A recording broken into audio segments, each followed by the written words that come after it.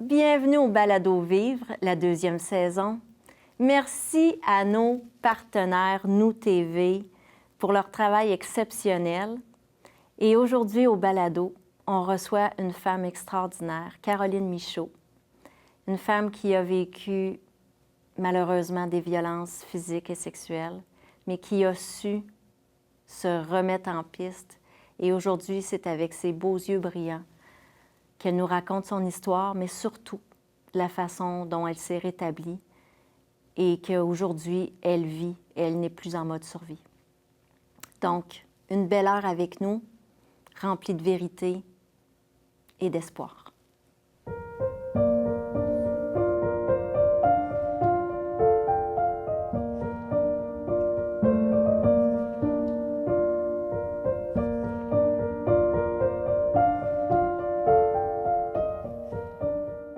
Bonjour Caroline, comment ça va?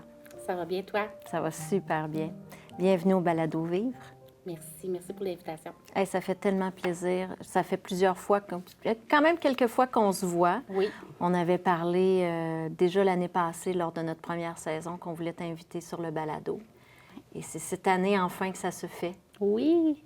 Alors, tu connais le thème du balado. En fait, vivere, ça veut dire vivre en italien, mais c'est aussi la déclinaison de 3 mots. Vivre, vérité et rétablissement. J'aimerais savoir pour toi, que veut dire le mot vivre? C'est vraiment des mots. C'est très. Ça veut dire beaucoup de choses, en fait. Mm-hmm. En ce qui me concerne, moi, vivre, ça veut dire d'arrêter de survivre. Mm-hmm. D'arrêter d'être dans la survie tout le temps, puis de cesser de toujours avoir peur de quelqu'un ou de quelque chose. Mm. C'est aussi d'apprendre à connaître la vie, à découvrir la vie. Puis d'apprendre à l'aimer, à la célébrer, puis à lui donner la place dont elle a le droit, en fait, pour moi. C'est pas évident, parce que pendant longtemps, moi, je suis dans la souffrance et tout ça. Donc, c'est de cesser de souffrir aussi. Puis d'arrêter de penser toujours au passé, le futur, mais de me ramener dans le moment présent. Oui, parce que souvent, on le dit tous, de vivre le moment présent, mais c'est plus difficile qu'on pense. On a toujours la petite porte en arrière qui est trop facile à aller voir, trop facile à faire trop d'introspection souvent. Oui. Ça nous empêche de vivre. Absolument. C'est vraiment ça qui nous arrête finalement, puis qu'on tombe dans le mode survie. Tout à fait. Puis c'est vraiment ça, mon histoire, pendant des années. Donc, pour moi, ça, c'est important, d'arrêter de survivre, puis d'être dans le moment présent, puis de savourer ces moments-là aussi, ce qui n'est pas évident. Non. Et dans la vérité? La vérité, pour moi, en fait, c'est d'arrêter d'être dans le déni, dans la dissociation, beaucoup. C'est d'accepter ce que j'ai vécu, d'apprendre à vivre avec,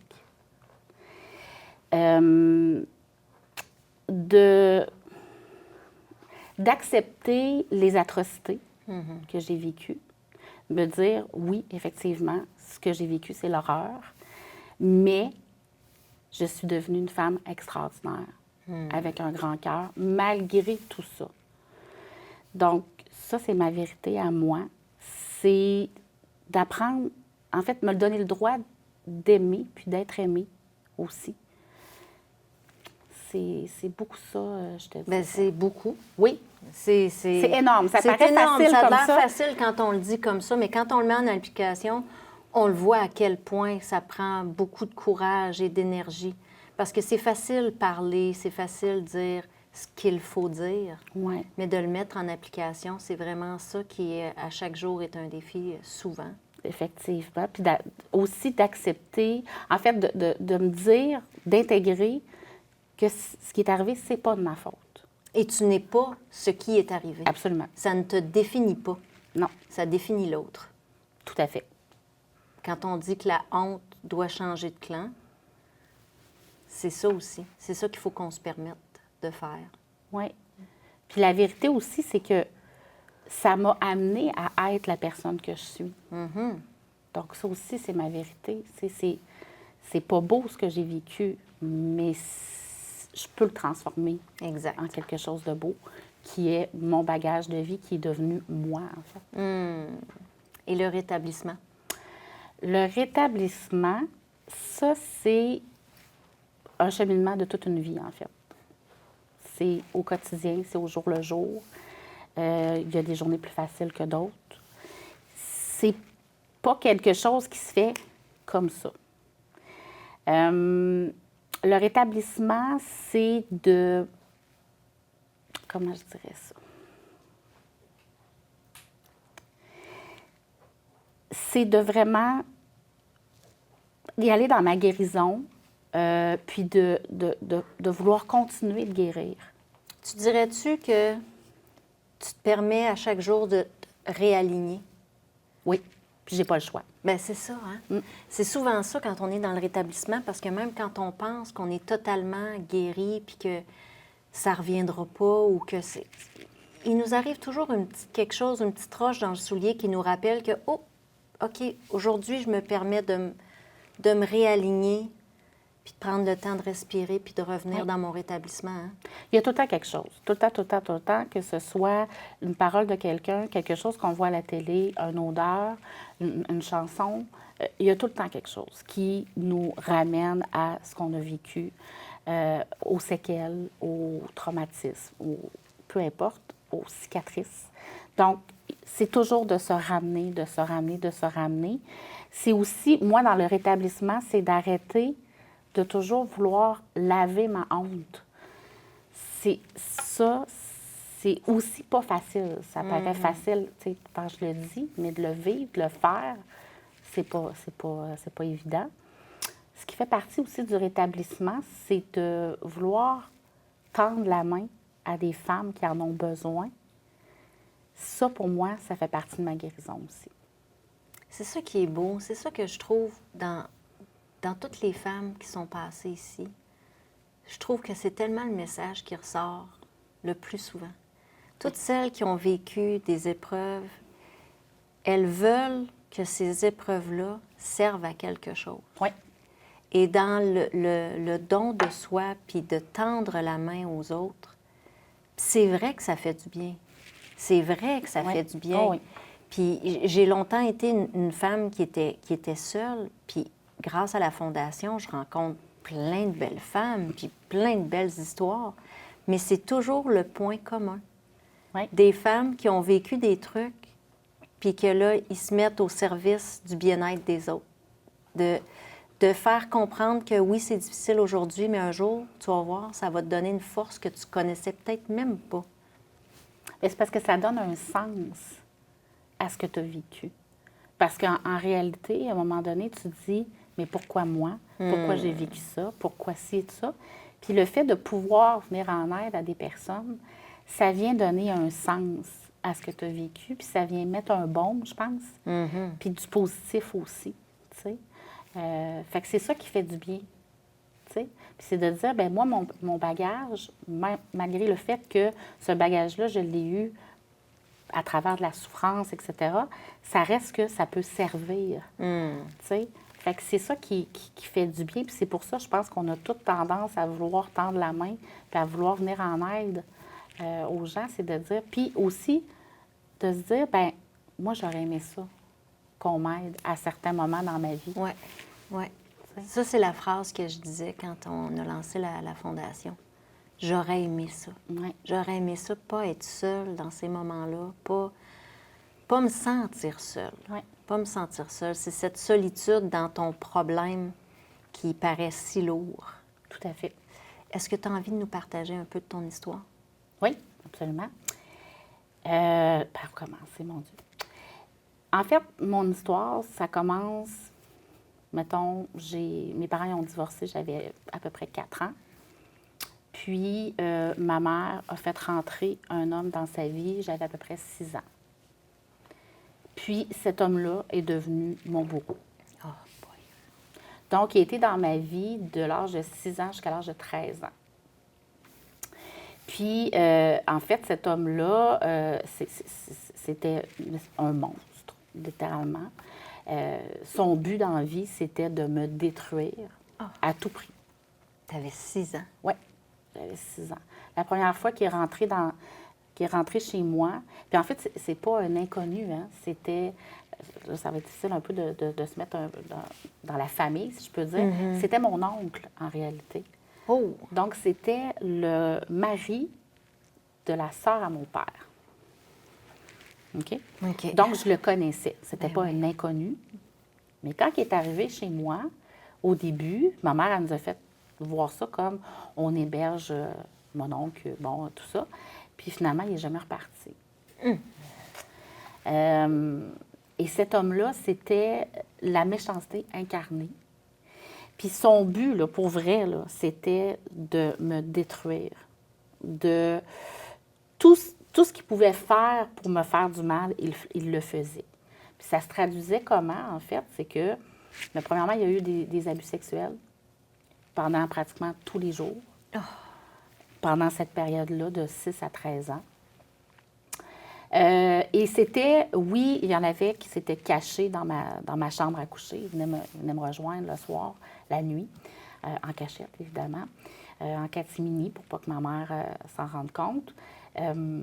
Mais ça se faisait aussi devant ma mère. C'est-à-dire que des petits attouchements, là, tu sais, il passait à côté de moi, prenait une fesse, un sein, tout le temps comme que je sois toujours en hypervigilance, puis tout le temps comme stressée de, bon, qu'est-ce qui va m'arriver aujourd'hui, qu'est-ce qu'il va faire. Puis, ça se traduisait aussi beaucoup dans la violence verbale.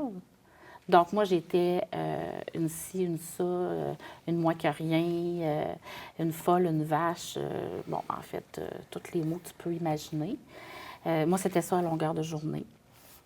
Puis, tout ce que j'aimais, il me l'enlevait. Puis, tout ce que je ne voulais pas, il me l'imposait. Fait que ça se traduisait dans la nourriture, ça se traduisait, peu importe, là, tu sais. Pendant 7 ans, moi, j'ai pas mangé ce que j'aimais dans la vie. C'était forcé. Ta mère, elle voyait ça, Oui. puis pas de réaction. Bien, en fait, tu sais, il y avait de arrête, fais pas ça, des choses comme ça, mais tu sais, pas plus que ça. J'imagine qu'elle aussi, elle était dans la peur et dans le... Parce que c'était beaucoup, tu sais, si vous partez, je vais vous tuer. OK. Tu sais, il y avait beaucoup de menaces, là. OK, fait que ta mère aussi vivait de la violence psychologique, Ouais. puis... OK. Ouais. Tu sais, si tu pars, je vais vous retrouver, je vais tuer tes enfants, tu vas t'en vouloir toute ta vie. Évidemment, ça, je l'ai su après. Là, il ne faisait pas ces menaces-là devant nous nécessairement. Donc, c'était très... tu sais, à un moment donné, on a vécu sur... il nous a amenés à rester dans le fin fond d'un rang. Tu sais, tout ça était calculé, évidemment. Là. En campagne, pas de voisins. Tu sais, le lieu idéal, là, tu sais, pour te dire, tu es loin de tout le monde, tu peux pas te sauver, tu peux pas... fait que c'était vraiment la place idéale. Puis là, il a commencé à amener le téléphone dans sa voiture le matin quand il partait pour être sûr qu'on n'appelle pas personne. On n'avait pas le droit d'écouter la télévision. Tu sais, j'avais aucun... Vous étiez séquestrés, là, en Absolument. fait. Là. Oui, oui, tout à fait. Tout à fait. Puis, t'es rendu à quel âge? Aujourd'hui? Non, dans cette période-là, de 6 à 13 ans. Là, À 6 ans, on est moins conscient, mais à 13, on le voit bien, là, que ça ne fonctionne pas. bien, en fait, ça fait un petit bout qu'on le voit que ça ne fonctionne pas. Moi, il n'y a pas une journée que je n'ai pas demandé à ma mère de m'en aller. Tu sais, à tous les jours, je disais à ma mère, on s'en va dessus, on s'en va dessus. Tu sais, à un moment donné, c'est comme, c'était l'horreur, là. Oui. Tu sais, il nous menaçait avec des fusils, il y avait des fusils dans la maison, tout ça. Puis quand il était fâché, tu sais, mettons après nous autres, il sortait, il allait tuer un chien. Parce qu'on avait des chiens dehors. On avait un élevage de chiens. Puis là, il rentrait en dedans, puis il disait, la prochaine fois, c'est toi. Tu sais, exemple. Donc, on se faisait réveiller avec un verre d'eau froide d'en face le matin. C'était tout le temps, tu sais, tout le temps de la méchanceté, toujours de la... Toujours... Fait qu'à tous les jours, moi, je me demandais, qu'est-ce qu'il va me faire? Qu'est-ce qui va arriver? Qu'est-ce qui... Tu sais, j'étais toujours dans la peur. Tu sais, il m'enfermait dans le sous-sol. C'était une espèce de, tu sais, les vieilles maisons Oui, en oui, strand, oui, tu sais, bon, c'est 4 pieds de haut, en terre battue, tu sais, bon, fait qu'il m'enfermait là, il m'envoyait chercher des patates, puis fermait la porte, puis la lumière fermée, puis il pouvait me laisser là 10, 15, 20 minutes, des fois plus. Puis il fallait pas que je montre, que je démontre que j'avais de la peine, que Ben non, j'avais parce peur, qu'il quoi. aimait ça. Ben C'était oui. son gaz, ça. C'est ça. Fait que pendant longtemps, il fallait que je refoule mes émotions, mais tu sais, d'être le plus neutre possible pour pas y montrer que ça m'affectait, pour montrer que ça. Mais ça s'est fait avec le temps parce qu'à 6, 7, 8, Ben 9 non, ans, ben non, ben j'avais non. pas cette intelligence émotionnelle-là, puis j'avais pas compris comment. Fait que j'en ai mangé de la chenoute, là. Tu sais, ouais. Puis comment vous avez réussi à vous sortir de là? En fait, c'est ça, à 13 ans, on était, moi, ma mère et lui, dans la voiture. On s'en allait le porter, lui, à son travail. Puis par la suite, ma mère gardait la voiture, allait me porter pour que j'aille garder des enfants. Puis elle s'en allait à son travail. Puis dans la voiture, pour aucune raison, je ne sais pas ce qui s'est passé, là, il y a une bulle. Il roulait à toute allure. Il était fâché, on ne comprenait pas pourquoi. Puis il fumait la cigarette, tout ça. Puis il envoyait des allumettes en feu dans la voiture.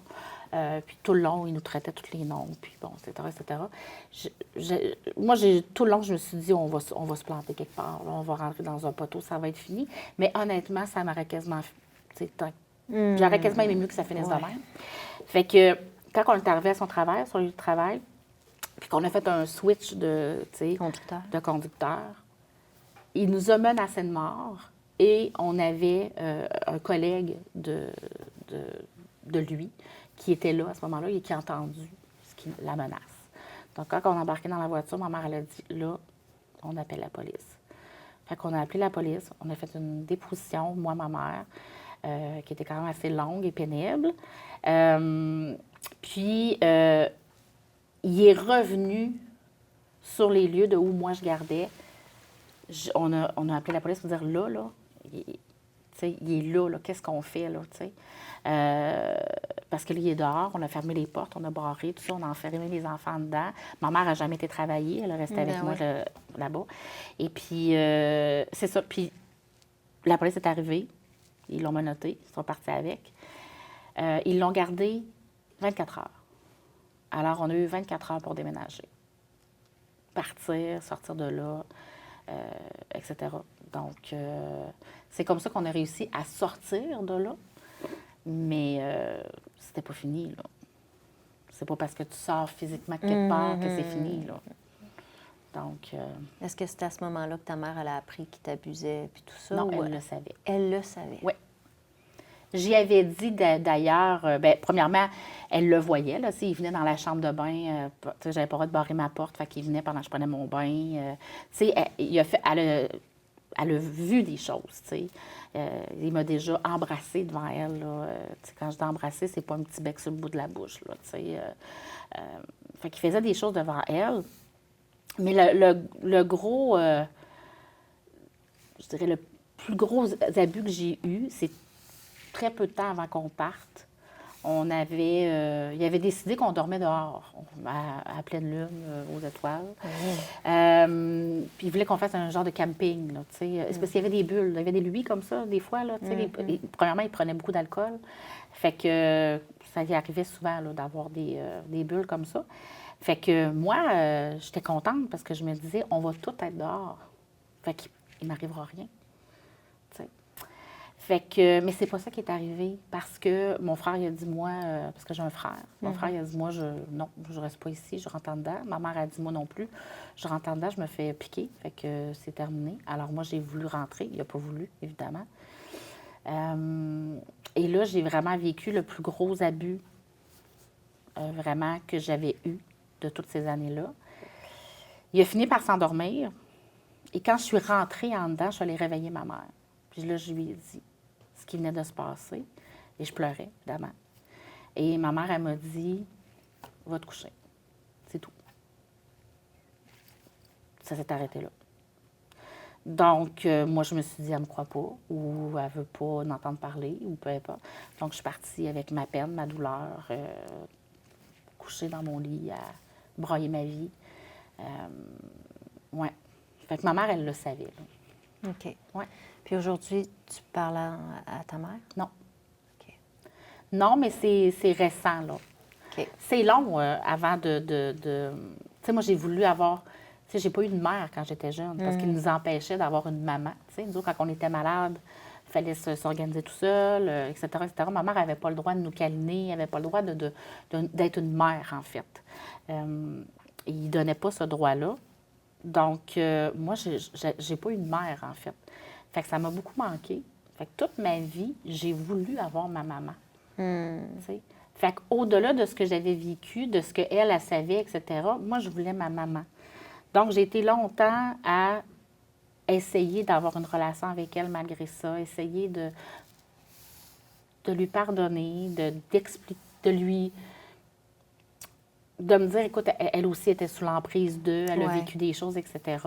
Donc, j'ai vraiment là, essayé à m'en rendre malade. Puis, l'année passée, elle m'a dit quelque chose d'épouvantable au téléphone, de très, très, très, très, très méchant, très mesquin. Là, ça a été terminé. Donc, OK. ça, c'est le 30 avril 2023. On est en 2024, là. Ouais. C'est ça. 30 avril 2023 que j'ai cessé de lui parler. Ouais. Et là, tu as dû te reconstruire de ton trauma d'avoir vécu ça. Ouais. En plus du sentiment d'abandon, évidemment, parce que tu n'as pas eu ta mère avec toi. Mhm. Et là, dans ta vie adulte, tu viens de reprendre le contrôle de ta vie. Oui, et c'est récent. C'est récent de reprendre le contrôle parce que pendant des années, après qu'on soit parti de là, je suis dans le déni total. Là. Je suis dans la dissociation. L'humain est bien fait parce que c'est tellement atroce, la douleur, ça fait tellement mal que tu te dissocies, ton corps se déconnecte et tu fais comme si c'était jamais rien passé. Et ça dure pendant des années que je suis dans le déni, que j'en parle pas, que je vis ma vie comme si... Mais tu sais, on le sait que quand on vit des atrocités comme ça, normalement, ça va nous amener vers des enjeux en santé mentale souvent. Oui. Ce qui était mon cas. Donc, moi, j'ai commencé à faire de l'anxiété généralisée à l'âge de 6-7 ans. Donc, Ben oui. suite à tout ça. Donc, l'anxiété généralisée, stress post-traumatique. Mais tout ça, là, j'ai vécu ça pendant des années sans aller consulter. Là. Non, parce que à 7 ans, si tu dis que tu te fais agresser puis tu as comme réponse « va dormir », évidemment que si tu dis « maman, je ressens de l'anxiété », On s'en fout on pas s'en mal. fout pas mal. C'est ça, exactement. Puis de toute façon, je ne sais pas ce que j'ai. Ben non, exactement, exactement. À cet âge-là, de toute façon, c'est pas ça qu'on doit vivre. Non. Puis à l'époque, c'est pas comme aujourd'hui. Il n'y avait pas de sensibilisation au niveau de la santé mentale, de l'anxiété, tout ça. Tu sais, aujourd'hui, on en entend parler. On voit, tu sais, il y a des campagnes de sensibilisation et tout ça. Mais dans les années 80, 90, c'était pas comme ça. Donc moi, je ne savais pas ce que j'avais. Je ne savais pas, mais je vivais constamment avec des symptômes d'anxiété. Je ne filais pas bien, j'allais pas bien, je faisais de l'insomnie, etc., etc. C'est très intense, mes symptômes, mais je suis allée consulter pour la première fois pour ça. J'avais 25 ans. OK. Donc, de l'âge de 12 6-7 ouais, ans de jusqu'à l'âge 6-7 de 25 puis, ans. Mettons qu'on se dit de 6 à 13, tu ne pouvais pas aller chercher de l'aide de toute façon. Non. Mais de 13 à 25, c'est 12 ans de souffrance. Oui. J'ai peur que... tu sais, moi, je me sens toute seule avec ces douleurs-là, puis ces symptômes-là, que je ne connais pas. Et moi, ma peur, c'est de le dire, puis ils disent « elle est folle ». Fait qu'on va l'enfermer à rebâche fort avec une camisole de force. On va la mettre dans une pièce, on va fermer la porte, on va barrer, puis ça va être terminé, on n'entendra plus jamais parler d'elle. Moi, c'était ça ma peur. Tu sais, c'était qu'il me fasse disparaître parce que ça n'avait pas de bon sens ce que j'avais. J'étais pas capable de m'expliquer c'était quoi ça. Parce que c'est devenu très handicapant. Là. Je veux dire, à l'école, je faisais des crises de panique par-dessus crises de panique. Fait que j'avais de la misère à aller à l'école. Pourtant, j'étais très bonne, mais j'étais tellement anxieuse, je filais tellement pas bien que je passais mon temps à pas aller à l'école. Ben oui, T'sais. ben oui. Donc, ça l'a vraiment ruiné toute ma période de scolarité, toute mon adolescence, tout mon début d'âge adulte. Ça a été très intense. J'ai perdu des emplois, j'ai lâché l'école. Tu sais, j'ai lâché l'école à 16 ans. Puis là, j'ai dit, je vais aller à l'école de la vie, je vais aller travailler. Ouais, Je n'étais pas capable d'aller à l'école, je n'étais pas plus capable de garder une job. Ben non, ben non. Tu sais. Ben non. Fait que c'est ça. C'était très intense. Puis à un moment donné, ben c'est devenu tellement invalidant. J'étais plus capable de sortir de chez moi, plus capable d'aller faire l'épicerie, plus capable de rien faire. Donc là, à un moment donné, là, je suis allée voir mon médecin de famille, puis j'ai dit, là, c'est ou bien que tu me donnes quelque chose, ou je sors d'ici, je cherche une vanne, je me pitche devant, puis c'est terminé, là. Fait que c'est là que ça a commencé. C'est là que ça a commencé. C'est là que tu as rentré dans le système, Ouais. puis que tu as été chercher de l'aide. Oui. Puis tu vois-tu tes résultats rapidement après ça? Non. Ou... OK. En fait, des résultats sur mon état physique. Ou juste de compréhension? Oh mon Dieu, même pas. Même pas. Non. OK. Non, je dirais que c'est arrivé plus tard, ça.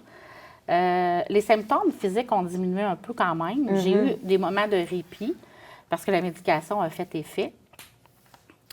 Mais c'était pas top, là. Tu sais, c'était jamais... je continuais quand même à faire de l'anxiété, je continuais quand même... Mais au moins, on avait nommé. Tu sais, mon médecin avait dit, tu souffres d'anxiété généralisée. Tu sais, au moins, j'avais un nom. Tu sais, je savais ce que j'avais. Il a validé mes symptômes. Donc là, je me disais, je suis pas folle, je ressens ça, OK. Fait que ça, c'est un bout quand même qui nous met un baume, que ça fait du bien. Mais j'étais quand même pas tant fonctionnelle que ça. OK. Pas tant fonctionnelle parce qu'évidemment, j'avais pas été guérir ce qui se passait en dedans. Ben non. Puis tout ce que j'avais accumulé avec les années et tout ça. Donc, moi, c'était tout pris, tu sais. Et j'étais une bombe, même pas à retardement, j'étais une bombe tout court. Cool. Je sautais à la moindre chose. Pas capable de comprendre mes émotions. Fait que moi, la seule émotion que je connaissais, c'était la colère. La seule. Donc, j'étais constamment fâchée, en colère, tout m'irritait, j'étais... Parce que cette belle couche de colère enveloppait toute cette peine et cette tristesse qui n'avait jamais été pris, en fait. Pris au sérieux, puis jamais... Non. Il n'y avait jamais personne qui t'avait dit, regarde, donne-moi la main, on va te sortir de là. Non, jamais. Puis c'est quoi que tu as fait pour réussir à en parler puis à commencer à prendre conscience? Bien, en fait, j'ai tombé en arrêt de travail, en invalidité. Pour la première fois, j'avais 34 ans, je pense. Mon dos, c'est 9 ans plus tard. Oui, oui. 9 ans plus tard. Puis dans cette période-là, j'ai perdu des jobs, j'ai été très chanceuse, j'ai eu des bons conjoints, mais mon Dieu, qui ont écopé, là, c'est épouvantable. Et je m'en excuse, mais c'est Non, vraiment, mais c'est eux autres les plus proches, donc c'est inévitablement eux autres qui subissent le plus. Donc, ouais, c'est à l'âge de 34-35 ans, je suis tombée en invalidité. Et c'est l'agente de mon dossier d'invalidité qui me propose à ce moment-là d'aller voir un psychologue, c'est ça, un psychologue, pour aller faire une thérapie, en fait. OK. Donc, j'ai commencé à faire une psychothérapie à ce moment-là, au CLSC. Et ça, c'est pas génial non plus, dans le sens où tu as un nombre limité de séances. Hein? Donc, c'est pas parce que tu as 10 séances qu'après 10 séances, Ben tu vas non, bien, puis ben qu'après non. ça, c'est fini, tu sais. Fait que c'est là que ça a commencé un peu tout ce qui est thérapie et tout ça.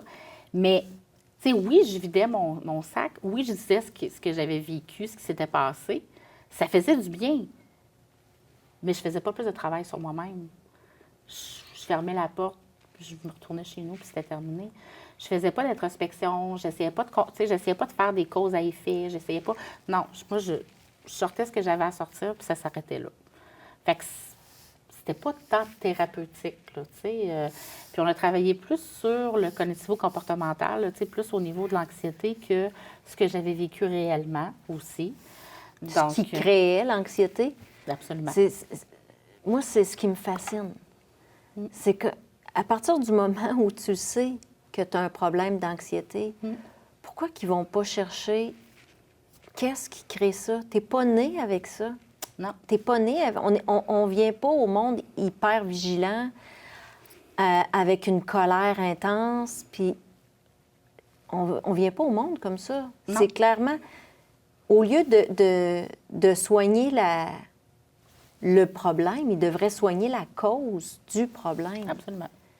C'est ça que je ne suis pas psychologue du tout, mais moi aussi, c'était j'allais dans le bureau, puis je faisais que vider toute ma peine et ma misère, mais à part me faire dire « je t'entends, je t'entends, je comprends ». Non, tu comprends pas pantoute. Tu comprends pas, là, sérieux, tu sais pas. Non. Donc, c'est ça qui est difficile. Est-ce que tu as dû sortir du chemin tracé du système de la santé pour être capable de... En fait, ce qui est arrivé, là, c'est que... c'est ça. J'ai fait une dépression à ce moment-là qui a duré quand même 2 ans, où j'ai fait cette thérapie-là, entre autres, et que quand c'était fini, moi, j'avais pas fini, mais on m'a dit c'est terminé. Donc, j'ai refait un bout de chemin, j'ai retourné au travail et tout ça. J'allais pas mieux, là. Ben non. Je suis retournée au travail parce que mon invalidité, tu sais, c'était ça, ou bien tu n'as plus rien, il faut que tu retournes travailler. Donc, je suis retournée travailler, puis j'allais pas mieux, là. C'était pas... ça allait pas du tout. Mais j'ai fait, encore une fois, j'ai fait un bout de chemin. J'ai fait un bout de chemin et j'ai... En fait, ce qu'il faut que je dise, là, je m'excuse, je vais revenir un peu en arrière. Pas de problème. Dans cette période-là aussi, quand je suis tombée en dépression, la même agente qui m'a proposé d'aller en thérapie, je m'étais quand même ouverte à elle, un peu de ce que j'avais vécu et tout ça. Puis elle m'a dit, est-ce que tu as pensé à faire affaire avec l'IVAC? Personne ne m'avait parlé de l'IVAC, moi. Personne. Mon médecin de famille, peu importe. Personne. Puis là, j'ai fait comme, mais pourquoi? Et là, elle m'explique, elle dit, bien, c'est parce que tu aurais droit à de l'aide, etc., etc. Puis elle, c'était beaucoup dans le but aussi de dire, bien, s'ils peuvent payer, nous autres, on ne payera pas. Si on s'entend qu'il y a de la bureaucratie là-dedans. Bon. J'ai fait mes démarches à l'aide avec la Calax et tout ça. Pas la Calax, la CAVAC. La CAVAC. Qui m'ont aidé à monter un dossier et tout ça. Ça aussi, ça a été l'horreur.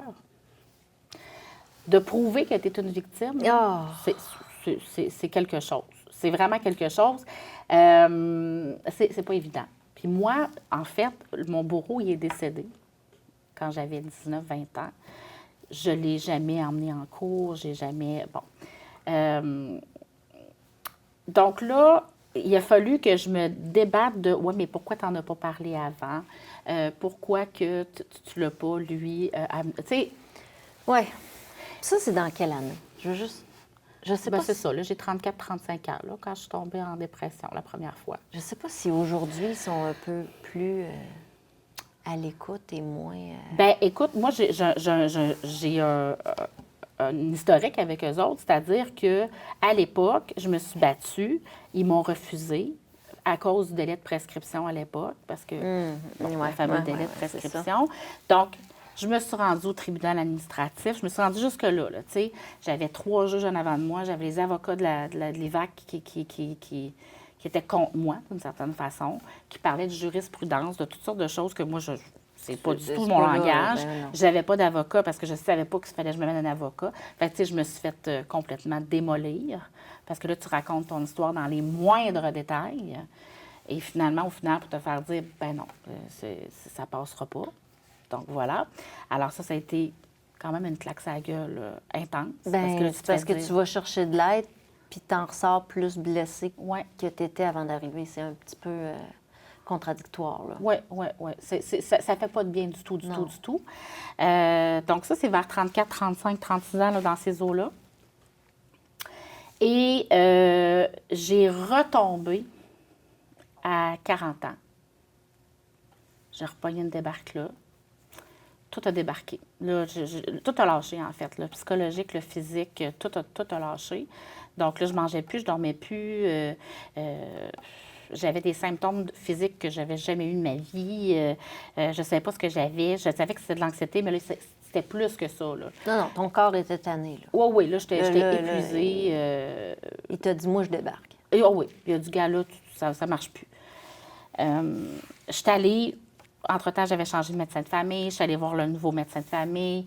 Il a essayé de me prescrire d'autres choses. Il n'était pas très aidant et très à l'écoute, là. Il avait l'air plus à bout que d'autres choses, là, honnêtement, de moi, là.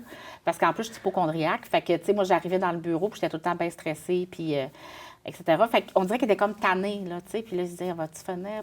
Ça paraissait. En tout cas, anyway. J'ai pas senti de l'aide vraiment de sa part à lui. Fait qu'à un moment donné, ce qui est arrivé, c'est que peut-être 1 mois et demi, 2 mois après que j'ai commencé à être en arrêt, écoute, je suis assise chez nous, puis j'ai un sac avec plein de médicaments. Parce que avec le temps, tu sais, essayer une molécule, elle répond. Fait que j'ai ça sur les genoux, puis je me dis, moi, c'est terminé, je m'en vais, c'est fini. Je veux plus vivre comme ça, je veux arrêter de souffrir. Ça fait des jours et des semaines que je pleure ma vie, tu sais. Puis je sens pas que je peux avoir d'aide de personne, je me sens pas soutenue du tout. Mais je sais pas ce qui s'est passé, honnêtement. Il y a comme eu un déclic, parce qu'en réalité, je veux pas mourir, je veux juste que ça arrête. Tu sais, exact. Je veux arrêter d'avoir mal. Fait que je sais pas pourquoi, j'ai eu le réflexe de chercher un centre de crise pour appeler Pour appeler, pour avoir de pour l'aide. Fait que je suis tombée sur une dame incroyable qui a compris très, très vite ma souffrance puis tout ça. Et c'est elle qui m'a dit, écoute, faut que tu ailles à l'hôpital, tu peux pas rester comme ça, tout ça. Elle m'a accompagnée là-dedans. Elle a appelé l'hôpital. Elle a dit, elle s'en vient, tout ça, il faut qu'elle soit prise en charge tout de suite, tout ça. Alors, je suis rentrée dans le système comme ça. OK. Donc, urgence psychiatrique. Par la suite, je suis allée, anciennement ce qu'on appelle Robert Giffard, mais finalement, c'est l'Institut universitaire de santé mentale du Québec. Fait que j'ai fait un séjour là. Et là, j'ai eu, pour la première fois, une psychiatre qui, elle, a revu toute ma médication et qui a fait « Pauvre toi, ce que tu prenais, c'était pas ça. » Donc là, le sevrage, commence une nouvelle médication, commence une espèce de suivi, thérapie avec une psychiatre. Le séjour à l'hôpital aussi, rencontre des professionnels de la santé, tout ça. Donc, j'ai commencé une thérapie aussi à la clinique de jour pendant que j'étais là-bas. Donc, c'est là qu'a commencé mon processus de guérison. OK. Fait que c'est à l'âge de 41 ans. Que là, j'ai commencé à faire vraiment des ateliers psychoéducatifs. Tu sais, vraiment, j'étais allée chercher l'aide dont j'avais besoin, mais parce qu'on m'accompagnait. On te guidait. Et on me guidait là-dedans. Ben oui. C'est comme ça que ça a commencé, en fait. OK. Oui. Et là, j'en ai fait là, de la thérapie, Oh, puis oui. des ateliers psychoéducatifs, puis de la mentalisation. Puis j'ai fait beaucoup, beaucoup de choses. Et là, j'étais accompagnée, mais deuxièmement, j'avais quand même une maturité aussi à cet âge-là qui était... Et là, j'étais prête à vraiment aller jouer dans mes bébites, là, puis à faire du ménage, puis commencer le processus de guérison pour vrai, tu sais, puis aller au fond des choses. Puis comment ça l'a changé ta vie? Ça a changé ma vie.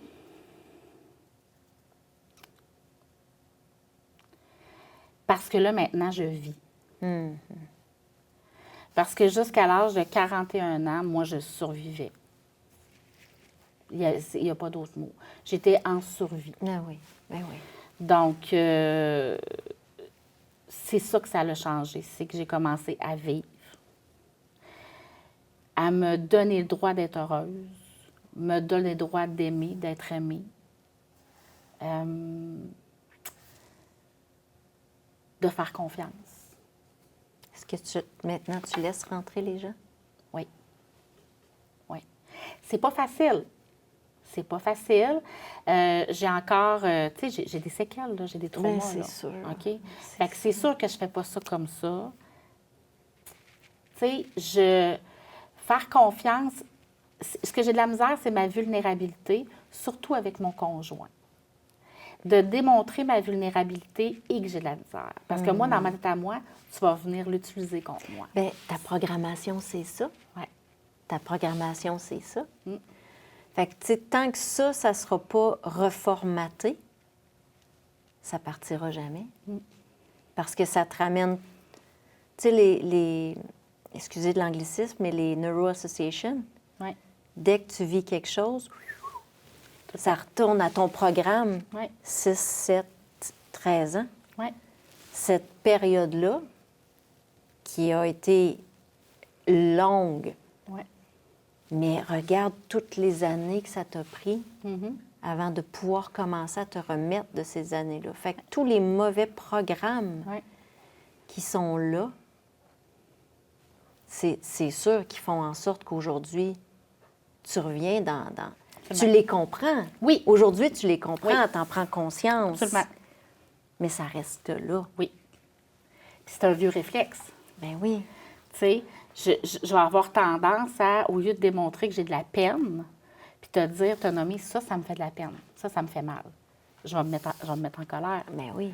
Parce que mon but, c'est de crier plus fort que toi pour être sûr que tu ne viennes pas jouer dans mes blessures puis que tu me fasses du mal. Tu sais, je le comprends. Je comprends tout le schéma. Je comprends tout, tu sais, là, oui, parce que j'ai tellement travaillé là-dessus, puis j'ai tellement lu, puis j'ai tellement, tu sais, que oui, mais... Mais la machine, elle part toute seule. La machine, elle part toute seule. Ça, Tu viens de peser sur Enter. c'est Il fait, là. Oui. Fait C'est du quand tac vient- au tac. Quand vient même que tu le sais, après coup, mais c'est ça qui t'a allumé. Puis c'est ça qui est difficile dans notre vie quand on a vécu quelque chose. Oui. Puis qu'il y a des personnes qui ne comprennent pas notre réaction puis qui disent, ben voyons, Rien d'autre. c'est surdimensionné ce que Oui. tu viens de réagir. Mais c'est pas à ça qu'on a réagi. C'est à ce qu'on a vécu avant. Fait que- Pratiquement à toutes les fois. Tu sais, je pensais à ça, là, justement, en m'en venant, là, puis pratiquement à toutes les fois que je me mets en colère, majoritairement du temps, c'est pas ce qui vient de se passer. Ça n'a rien à voir. C'est vraiment par rapport à ce que j'ai vécu. Et là, ça vient jouer sur un traumatisme, sur un... tu sais, peu importe, là, mais ça vient jouer sur quelque chose. Puis là, paf, c'est ce qui ressort en premier, tu sais. Fait que c'est difficile de se débarrasser de ça. Mais c'est possible. Absolument. Parce qu'on a reçu ici, la première saison, Nathalie Gilbert, qui fait du EFT, la déprogrammation. Oui. C'est incroyable, là. C'est incroyable à quel point que notre cerveau, c'est une belle machine. Absolument. C'est une belle machine. Puis moi qui j'avais jamais dormi sur mes deux oreilles. Une séance. Mon mari est capable de sortir de la chambre, commencer sa journée, je dors. Ça m'était jamais arrivé. C'est extraordinaire. Une séance où elle a dit au cerveau, « Hey, dors, ça va bien, tu es en sécurité, là. Toute la programmation que tu as eue avant, c'est fini, tu t'en es sorti. Bravo, beau petit cerveau. Maintenant, fais ce que je te demande, qui est de dormir au moment où tu dois dormir. » Absolument. Donc, c'est ça qui est fascinant parce que il y a beaucoup d'outils, Puis je trouve qu'on les connaît pas encore assez. Je trouve que il y a tellement de choses aujourd'hui, qu'il y a tellement d'études qui sont faites sur le côté psychologique, puis la santé mentale, puis c'est ça qu'il faudrait pousser parce que c'est pas de la magie ou de l'ésotérisme, là. Non, non, non. C'est vraiment une méthode de guérison qui va avec le même principe que ton cerveau.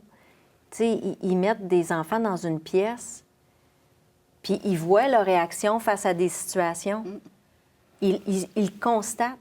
Bien, faisons juste défaire ça à l'envers. Ça se fait aussi. Ah oui, ça se fait. Tu sais, donc c'est... Puis aujourd'hui, tu dirais que tu continues à aller chercher de l'aide ou tu fais ça de ta façon? Bien, en fait, la beauté de la chose, le positif dans tout ça, c'est que j'ai fini par être reconnue par l'IVAC. Reconnue par l'IVAC. OK. Parce qu'ils ont changé la loi sur le délai de prescription en octobre 2021, si ma mémoire est bonne. OK. Et quand j'ai vu ça, j'ai fait « OK, je fais réouvrir mon dossier ». Alors, j'ai fait réouvrir mon dossier et j'ai été acceptée.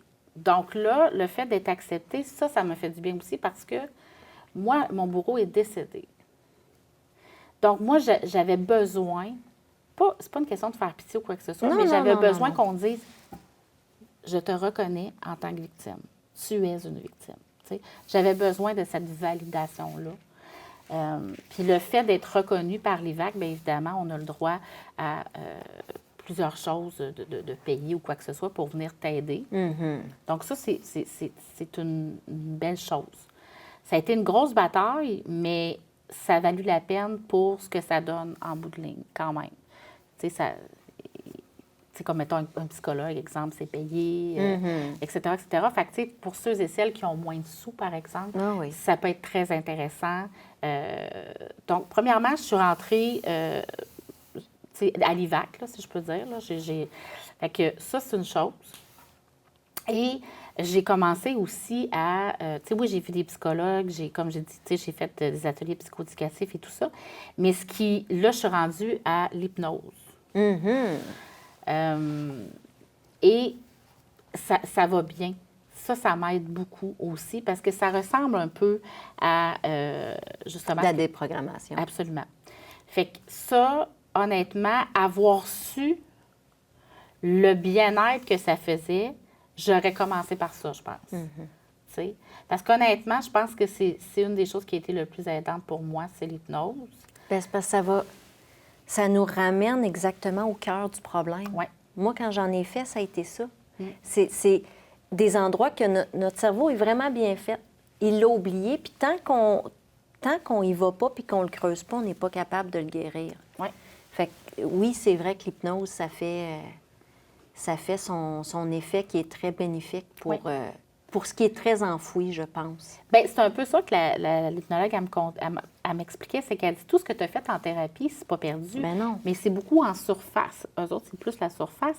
L'hypnose, c'est vraiment le fond du fond. Là. Elle dit on se rend vraiment très, très, très profond. Puis moi, quand je suis arrivée là-bas, moi, je pensais que c'était comme des films, là. Tu sais, tu tombais en transe, là, puis toute la patente. Non, c'est pas ça du tout. Tu es tout à fait conscient. Mais sérieusement, c'est ce qui me fait le plus de bien. Mais c'est sûr que j'ai mis en place... Moi, j'ai un coffre à outils. J'aime l'appeler comme ça. Ben oui. Je l'ai rempli au fur et à mesure avec les années. Puis j'y retourne aux besoins et tout ça. Un coffre à outils, là, c'est ça que ça prend. Ah, absolument. Si tu me disais tes 3 outils... Mes 3 outils. Technique de respiration. Ça, pour moi, c'est une valeur sûre, autant pour l'anxiété que pour les émotions, pour tout ça. La respiration. Le sport, l'activité physique, peu importe quoi, là, aller marcher, peu importe, mais bouger. Et je te dirais la lecture. OK. Beaucoup, oui. La lecture, beaucoup, beaucoup. Je te dirais que c'est pas mal les 3 choses qui... Puis c'est pas extravagant. Non. C'est fou, hein, comment on se recentre. Ouais. C'est fou comment on se rend compte que, justement, le rétablissement est dans les petites choses. Oui. Je vais me permettre de lire. Je vais me permettre d'aller prendre une marche, puis je vais me permettre de respirer. Oui. C'est parce que moi, toute ma vie, là, mon cerveau, ben oui. jamais à off. Ben non. Toujours dans l'hypervigilance, toujours, tu sais, tout le temps, tout le temps, tout le temps. Fait que moi, là, un break, là, je connaissais pas ça. Là. Mais non. Me prioriser, me mettre en avant, me choisir, je connaissais pas ça non plus. Tu sais, fait que là, je me choisis. Et je prends le temps de me guérir et de me soigner. Et je prends du temps pour moi. Et je me donne de l'amour. Je suis douce avec moi-même. La personne la plus importante pour toi, c'est moi. C'est toi. Et voilà. Et j'aurais aimé le comprendre avant. Mais tu sais, on ne peut pas revenir en arrière. Non, c'est comme terminé, ça, c'est fait. C'est fait. Et ça aussi, ça fait partie de la guérison, c'est-à-dire de dire, écoute, il faut que tu acceptes ce qui s'est passé. Tu n'as pas de machine à remonter le temps. Tu ne peux pas revenir en arrière. Tu ne peux pas effacer ce que tu as vécu. Fait que maintenant, tu as le pouvoir de travailler sur toi ici, maintenant. Tu as le pouvoir d'avoir une belle vie là. De te créer une vie de bonheur. Tu l'as. Là, ça, là, tu peux le faire là. Exact. Tu T'as assez perdu de temps. T'as assez donné d'années aux autres. Maintenant, tu vas te les donner à toi. Exactement. Puis, je sais que tu as un projet qui s'en vient, justement, en lien avec tout ça. Si tu as envie de nous en parler. Bien, en fait, j'ai un projet, entre autres, c'est que je suis en train d'écrire mon livre sur mon histoire, qui est très thérapeutique. Puis en même temps, je me dis, nécessairement, ça peut aider des gens, c'est sûr et certain, de lire mon histoire. Et j'ai envie de me créer un balado. OK. Éventuellement. Et ce balado-là, dans le fond, ça va être de rencontrer des femmes qui vont venir me voir. Des femmes qui ont vécu... Moi, c'est sûr, je sais qu'il y a des hommes qui ont vécu de la violence et tout ça. J'ai rien contre. Moi, je choisis la femme. Qui ont vécu de la violence, peu importe la forme de la violence, qui viennent me rencontrer, qu'on puisse discuter. C'est là-dessus que je travaille aussi. Ouais. Puis ça va te mettre de l'avant. Ouais. Je pense que c'est ça qui est beau. C'est que toi, qui as toujours été un peu séquestré dans tes murs de blessures et tout ça, te mettre de l'avant, être ici aujourd'hui, puis qui est un tremplin probablement pour... Je suis pas mal certaine qu'on va te revoir sur le balado. Puis je suis certaine que ton livre va être apprécié puis va aider des femmes. Puis oui, on parle aux femmes parce que on a plus l'impression, justement, on est des femmes, on a plus l'impression de connaître des femmes. Puis c'est un peu légitime dans le sens de dire, on serait bien mal vu de dire, ah, on connaît tout le monde. Tu sais, on connaît les hommes, les femmes, de la façon qu'ils vivent les émotions. Oui, il y a certaines émotions qui se rejoignent, puis tout ça, mais de se dire, bien, en tout cas, j'ai compris le côté féminin. Si je n'ai pas encore compris le côté masculin, ça s'en vient. Ça s'en vient bien, mais... Non, mais... mais c'est un travail. Encore, non, ben non, c'est ça. Puis, tu sais, je suis une femme, fait que j'ai envie d'aider des femmes, tu sais, ça va de soi. Puis, il y a aussi le fait que la personne qui m'a fait le plus de mal dans ma vie, c'est un homme. Fait que, tu sais, j'ai rien contre les hommes en général, c'est pas ça, je suis pas en train de généraliser, mais est-ce que, tu sais, on dirait que j'ai comme pas envie de faire une place nécessairement. Exemple, dans mon balado. C'est légitime. Ben oui, puis c'est légitime aussi. Tu sais, dans le sens où, quand tu te choisis, tu choisis aussi qu'est-ce que tu as envie de faire, de quoi tu as envie de parler, quels seront tes moyens d'avancer, tes projets et tout ça. Fait que, puis ça reste un trauma. Ça reste un trauma. Si c'était une femme qui t'avait blessée, ben tu aurais peut-être plus de difficultés à faire rentrer une femme dans ta vie. Absolument. Donc, ça reste que même si on est en rétablissement puis qu'on grandit à travers ça, nos blessures restent, puis nos façons d'agir avec l'expérience qu'on a eue se reflètent un peu dans nos gestes et mouvements et dans les décisions. Exactement. Puis, il faut faire la paix avec ça. Oh oui. Il faut faire la paix avec ça. C'est correct, tu sais.